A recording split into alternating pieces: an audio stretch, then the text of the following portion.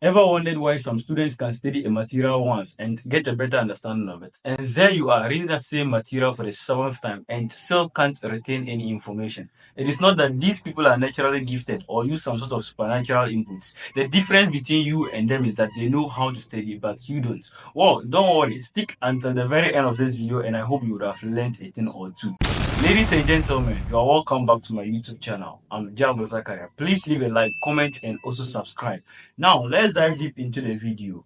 The very big question I want to ask you is, how do you approach your studies? What techniques do you apply to help you learn the things that you learn? Some students would passively read through the material over and over, and somehow they hope that they will miraculously understand the material.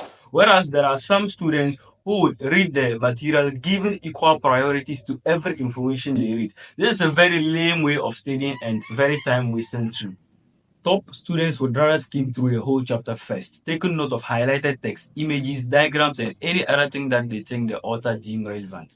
This gives them a fair idea of what the chapter entails, and 20% of the foundation has already been laid. After reading through everything, they will then take their time and study the material thoroughly.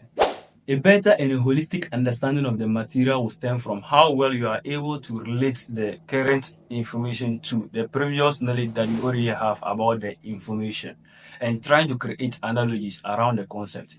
Trying to relate previous knowledge to the existing knowledge would help to create a very strong interlinked system of the broken pieces of knowledge that you already have about the concept, helping to increase your retention rate exponentially in the long run. To do well in the exams, you want to focus on core concepts. Another big difference between top students and average students is that top students pay more attention to high relevant information. By all means, study every piece of the material, going through it for the first time. On subsequent visits, you want to narrow it down to things which are really relevant. The past papers, the exam questions you gather on the internet, and the review questions at the end of the chapter should be able to guide you to narrow things down, study around this core concepts, and be able to even predict the most likely examination questions.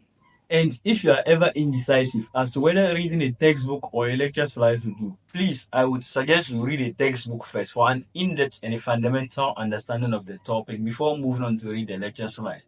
The lecture slides would point out the important stuff in that module or course, but a textbook will make you appreciate the topic to a greater extent. Read the books, the lecture slides, and any other resource within your reach. Transfer the main ideas into a notebook, highlighting the important words and text if necessary, and then formulate active recall questions to use them as a revision tool in the future. Grab a piece of paper, a laptop, a notebook, or a phone. Write down active recall questions. These questions should be simple and coherent, and they should come from both your understanding of the topic and the actual points raised in the chapter. This way, you are not just gobbling and regurgitating stuffs from that concept, but you are actively involving your brain to participate in answering and formulating of these active recall questions. And since you are using your brain to do this, then it shouldn't be so hard for you to remember the answers to the questions in the future. That is, if you have to.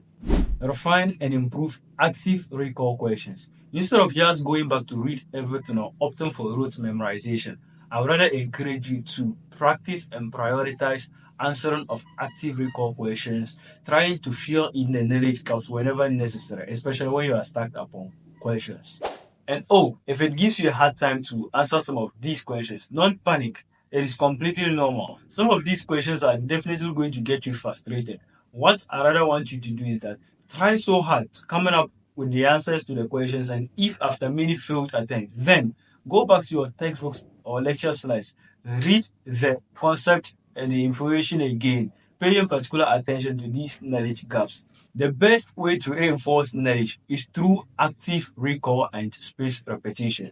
Remember that when it comes to memory retention and trying to move information from the working memory to the long-term memory, repetition is key. And please try to avoid the perfect answers. What I call the perfect answers are the actual answers which are being stated in the book. When you do this, there's always the temptation to go in to check these answers, especially when you are stuck upon questions that you are finding so hard to answer.